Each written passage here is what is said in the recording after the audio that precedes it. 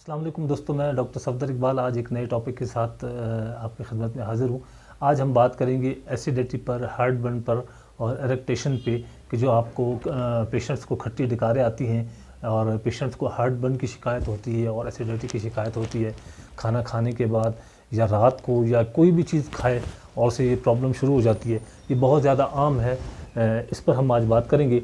Homeopathic में इसकी जो मेडिसिन्स हैं वो कौन कौन सी हैं और आपको कितना बेहतरीन रिलीफ देंगी, और इसके बाद हम इन अलामात, इन सिम्टम्स को डॉक्टर केंट से पूछेंगे कि वो हमें इन सिम्टम्स पर, हार्टबर्न पर, एसिडिटी पर और इरिटेशंस पर कौन सी मेडिसिन बताते हैं। तो आइए शुरू करते हैं कि एसिडिटी क्या है। दोस्तों, एसिडिटी हार्टबर्न को हम GER भी कहते हैं, यानी गैस्ट्रो एसोफेजियल रिफ्लेक्स डिसऑर्डर। यानी जो भी गैस्ट्रो का मतलब हम जो भी कुछ खाते हैं, जो फूड खाते हैं वो स्टमक में जो है वो डाइजेस्ट होने के बजाय वो वापस हमारी खुराक की नाली में आता है और डकारें आती हैं जिससे हमारे सीने में जलन होती है और एसिडिटी की शिकायत होती है। और अक्सर से हम जो है वो पेशेंट ये भी कहता है कि वो मुंह तक भी आती है और बहुत शदीद किस्म की जो है वो जलन होती है पूरे सीने के अंदर, जिसे हम GER कहते हैं। अब दोस्तों, ये GER क्यों होता है, उसकी एक वजह ये है कि हम जब भी कोई खुराक खाते हैं वो आपको पता है कि स्टमक में जाने के बाद एक डाइजेस्टिव प्रोसेस होता है। वहाँ बहुत से केमिकल होते हैं, उसमें एक केमिकल होता है HCl, जैसे हाइड्रोक्लोरिक एसिड कहते हैं। ये तेज़ाब जो है हमारे फूड को, हमारे खाने को डाइजेस्ट करने में हमारी मदद करता है, उसे तोड़ता है और वो उसे डाइजेस्ट करता है।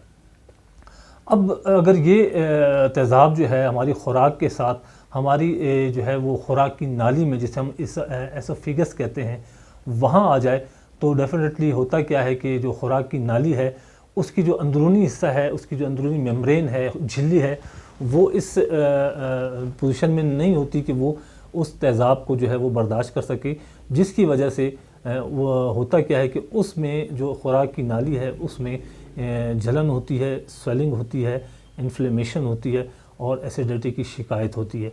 तो ये एक प्रोसेस होता है। अब ये तेज़ाब या HCl खुराक की नाली में क्यों आता है, इसकी बहुत सी वजूहत हैं, लेकिन उससे पहले मैं बताऊंगा कि हमारा जो खुराक की नाली है जिसे हम एसोफेजियल कहते हैं, एसोफेगस कहते हैं, इसमें और स्टमक के दरमियान एक वाल्व होता है जिसे हम LES कहते हैं, यानी लोअर एसोफेजियल स्फिंक्टर। ये वाल्व का काम ये होता है कि जो हम खुराक खाते हैं, जो भी फूड खाते हैं, वो खुराक की नाली से हमें स्टमक के अंदर तो भेजता है, लेकिन उस स्टमक के अंदर वो जो फूड होता है उसे ऊपर आने से वो वाल्व उसको रोकता है। तो उसकी पिक्चर भी मैं यहाँ लगा रहा हूँ, उससे आपको बहुत सा फ़र्क पता चलेगा कि ये जो है वाल्व किस तरह का होता है। अब ये वाल्व क्यों खुल जाता है और ये खुराक की नाली में तेज़ाब क्यों पहुँचता है, इसकी बहुत सी वजूहत हैं, उस पर बात करते हैं। दोस्तों, ये तेज़ाब स्फिंक्टर जब खुलता है और ये तेज़ाब जब हमारी खुराक की नाली में जाता है तो हमें GER यानी कि गैस्ट्रो एसोफेजियल रिफ्लेक्स डिजीज़ का जो है प्रॉब्लम शुरू हो जाती है और सीने में जलन और हार्टबर्न की शिकायत शुरू हो जाती है। इसकी एक वजह तो है हाइटिस हर्निया। हाइटिस हर्निया जो है वो ये होता है कि हमारा जो डायफ्राम है, यानी हमारे पेट का जो ऊपर का हिस्सा है और स्टमक का जो ऊपर के मसल्स हैं, वो पुश जब करते हैं स्टमक को, तो स्टमक के अंदर जो भी खुराक या जो भी फूड होता है या ये तेज़ाब होता है जो हर वक्त स्टमक के अंदर मौजूद रहता है, ये स्फिंक्टर के वाल्व के खुलने से ऊपर जाता है, जिससे हमें ये प्रॉब्लम शुरू हो जाती है। एक तो ये वजह है। दूसरी वजह ये है कि बहुत से पेशेंट स्मोकिंग करते हैं, उसकी एक वजह ये भी बनती है। अल्कोहल लेते हैं, उसकी भी वजह बनती है एक। इसके अलावा जो हमारे हैं हैवी फूड लेते हैं, हम हैवी मील लेते हैं, बहुत ज़्यादा खाना खा लेते हैं, जिससे स्टमक जो है वो फुल भर जाता है, जिससे ये प्रॉब्लम भी शुरू हो जाती है। इसके अलावा स्पाइसी फूड भी हम बहुत ज़्यादा खाते हैं। गरम आप देखते हैं कि जो है बहुत ज़्यादा स्पाइसी और चटखारेदार और इस तरह की होटल में जाके खाना खाते हैं और बहुत ज़्यादा अपने जो है वो स्टमक को प्रॉब्लम में डालते हैं। तो इस तरह के स्पाइसी फूड भी जो है वो इसकी वजह बनती है, इसकी कॉज बनती है इसके वाल्व के खुलने का। उसके बाद रात को बहुत ज़्यादा जो है वो सोते हुए जो है खाना खाना और उसके बाद फ़ौरन सो जाना, ये भी एक वजह है, क्योंकि कम से कम खाने और सोने के दरमियान जो है वो 2 से 3 घंटे का वक्फा ज़रूर देना चाहिए। अब इसके साइन एंड सिम्टम्स क्या हैं, पेशेंट क्या शिकायत करता है। पेशेंट हमेशा ये शिकायत करता है कि डॉक्टर साहब मेरे सीने में जलन रहती है, मुझे बहुत ज़्यादा खट्टी डकारें आती हैं और मुझे एसिडिटी की बहुत ज़्यादा कंप्लेन रहती है, और इसके अलावा जो है मुंह में कड़वा पानी भी बहुत आता है, जो है वो मेरे गला भी जिसकी वजह से बहुत ज़्यादा ख़राब हो जाता है। इसके साथ खांसी का आना, ये भी जो है वो हार्ट बर्न और GER की एक सिम्टम है, एक अलामत है होता है। तो ये इसके साइन एंड सिम्टम्स हैं। अब इसकी कौन कौन सी मेडिसिन हैं उस पर बात करते हैं। इसकी जो सबसे पहली मेडिसिन मैं देता हूँ वो है नेट्रम फॉस। नेट्रम फॉस जो है वो बहुत ही एक्सलेंट मेडिसिन है और आपको बहुत सी इन परेशानियों से जो है वो दूर करती है। नेट्रम फॉस मैं देता हूँ 30 में सुबह दोपहर शाम आप लीजिए, एक थोड़े से पानी में या डायरेक्ट टंग पे भी आप ले सकते हैं। 2 ड्रॉप आप डायरेक्ट टंग पे ले सकते हैं, या 5 से 10 ड्रॉप 8 ड्रॉप के दरमियान जो है नेट्रम फॉस आप थोड़े से पानी में ले सकते हैं। दूसरी मेडिसिन है जो है वो मैं देता हूँ नक्स वोमिका। नक्स वोमिका बहुत ही बेहतरीन मेडिसिन है एसिडिटी में, हार्ट बर्न के अंदर, और जहाँ पर खट्टी डकारें आती हैं उसमें बहुत ही बेहतरीन काम करती है नेक्स वोमिका। नेक्स वोमिका जो है वो भी आपने 30 पोटेंसी में लेनी है, और वो भी सुबह दोपहर शाम थोड़े से पानी में 1 घूंट पानी के अंदर डाल के आपने इसको यूज़ करना है और इस्तेमाल करना है। इसके साथ जो तीसरी मेडिसिन है वो मैं देता हूँ रोबिनिया।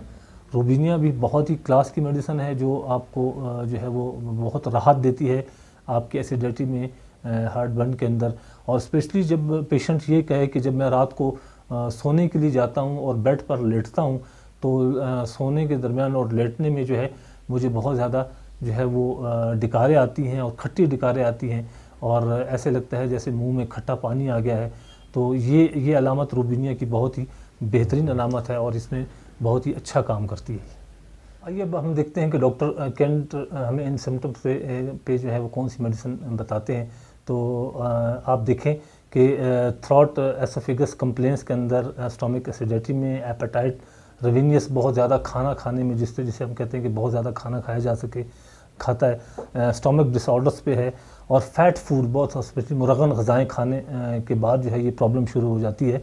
इरिटेशन टाइप ऑफ सोर, यानी कि खट्टी डकारें, बहुत ज़्यादा जलनदार डकारें आती हैं, उसमें बहुत ही बेहतरीन रिज़ल्ट है।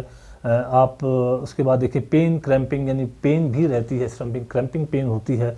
वॉमिटिंग टाइप ऑफ सोर, यानी ऐसी उल्टी होती है जिसके अंदर जो है वो बहुत ज़्यादा खटास होती है और बहुत ज़्यादा खट्टा पानी आता है उसके साथ। और साथ ही इसकी एक और अलामत ये है, स्पेशली ख़ास तौर पे आप देखें कि साथ दर्द भी होता है, क्यों उससे सर में शदीद दर्द रहता है। जब ये वॉमिटिंग होती है तो दर्द भी साथ ही सर में होता है, और उससे जो है वो अल्कोहलिक ड्रिंक की डिज़ायर होती है। इसी तरह जो है वो कार्बोनेटेड चीज़ें जब हम ड्रिंक्स पीते हैं तो उससे भी ये प्रॉब्लम उससे बहुत ज़्यादा होती है। और इसके अलावा आप देखें कि दूसरी जो अलामात हैं उसमें इरिटेशन टाइप ऑफ द सोर फैट फूड्स हैं। इसी तरह फुलनेस की सेंसेशन रहती है कि ऐसे लगता है जैसे मैदा भरा हुआ है उसके खाने से, और हार्ट बर्न की शिकायत रहती है, स्पेशली नाइट को। मैंने जब बताया आपको कि रात को जब सोने लगता है तब वो ये बात करता है, और बर्निंग पेन होती है बहुत ज़्यादा एसोफेगस के अंदर, और वहाँ पर एसिडिटी की शिकायत रहती है, बहुत ज़्यादा प्यास लगती है। इसी तरह जो है वो जो वॉमिट करता है वो पानी की वॉमिट करता है, यानी इसके अंदर पानी आता है और वो भी खट्टा और तेज़ाबियत वाला पानी होता है। तो ये डॉक्टर केंट ने हमें, आपने देखा कि इसमें हमें डॉक्टर केंट ने नेट्रम फॉस, नक्स वोमिका और रोबिनिया जो है ये 3 मेडिसिन मैंने आपको बताई हैं, इस पर हमें बताया कि आप इन्हें दें। इसके अलावा जो है वो बहुत सी मेडिसिन हैं जो मुख्तलिफ़ कॉजेज़ के साथ दी जा सकती हैं, लेकिन मेन जो जनरल पब्लिक के लिए एक नॉलेज थी वो यही थी कि आप इन मेडिसिन को लें, और अगर आपको ये प्रॉब्लम है तो आप ये मेडिसिन यूज़ करें।